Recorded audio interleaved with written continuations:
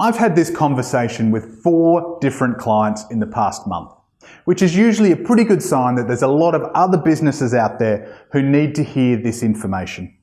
Here's the problem that they were having. My client, as the business owner or as the director of a state or a region, is responsible for keeping a team of delivery personnel busy. When they go out to sell, to bring on a new client, part of their responsibility is convincing the client that Tom, Dick or Harriet is going to be the right person to actually deliver the work. The challenge is that those prospects have built up in their mind that this business owner or this regional director is the expert. They don't want Tom, Dick or Harriet. They want the expert.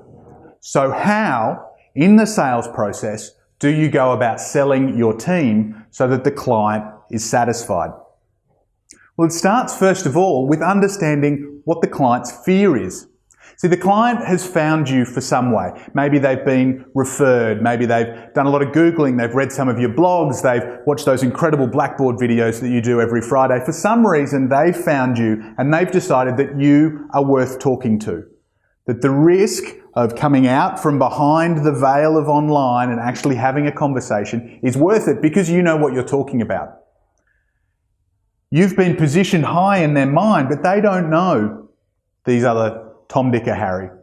Their concern is that the quality of these people is not going to be as good, that the consistency is not going to be the same, that frankly there's a reason you're the business owner and they're not. And I want the best for my business or for my life. So you've got to understand that client fear and then you've got to allay it. You've got to put those fears to bed, and you do that sometimes by acknowledging them and by talking about the better value, the better opportunity that by working with one of your team that they will receive. At its simplest, it's about defining your role and their expertise. So what is your role in this situation as the business owner?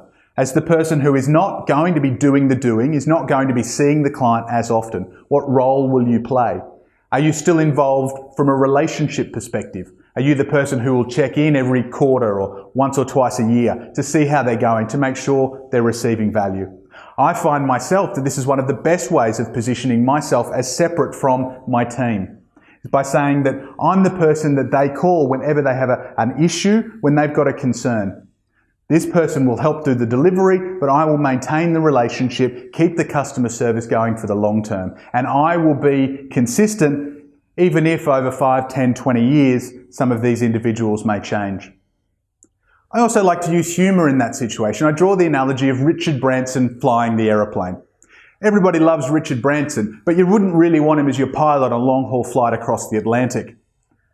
In that analogy, of course, I'm comparing myself to Richard Branson. And that's your role, is to go, well, I've got a separate role from the experts who are doing the delivery. And because I'm now a business owner, because I've now got all of those responsibilities, I'm actually not as good at the functional roles anymore. You don't want me doing your books.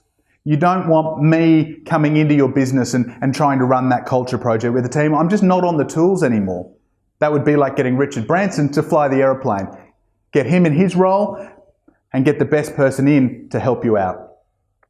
From an energy perspective, I sometimes like to think about positioning and that process through which you've been positioned and your opportunity to leverage that to position up, because this is how the client sees your business. You are higher than, you are better than your team. And what you want to do is actually convince them that this person is better than you for what it is that that client specifically needs. Now, you've already been positioned up. You've been bigged up as the expert. Maybe, as I say, through social media or through a referral. So your job is to take that energy, take that positioning of yourself as an expert and run with it. Don't fight against it, but run with it and say, well, as someone who knows this industry, who knows the service, I have absolute confidence that Harriet is the best person to help you deliver it. And I'm still going to be here if you need to call me, if you need to check in, I'm going to be checking in with you. But Harriet is much better than I am. And because you've been positioned so highly, you've got an opportunity to put that other person up on your shoulders so that the client actually feels that they're getting a much better outcome than if they just worked with you directly.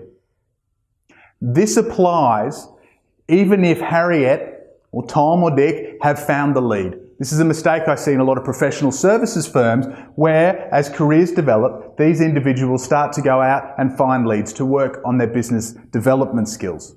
They want to go and do that sales piece because they know how valuable that is to a business.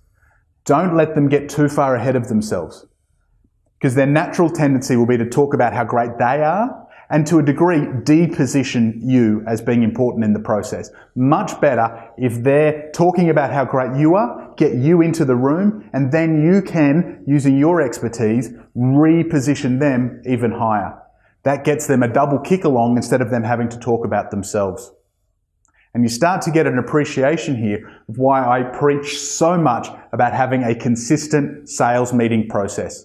Whatever you use, and if you're looking for one, the gratitude sales model that we at Business Depot use is covered at length in episodes 40 and 55. Because if you've got 2 or more people in a sales meeting, it's critical you're running the same process. Otherwise, you're going to keep crossing over each other with questions. You're going to completely mess the energy and you're not going to achieve that outcome. That outcome of Harriet being the right person to do this, and of the client walking away from the sales meeting knowing that they want to work with your business for the long term.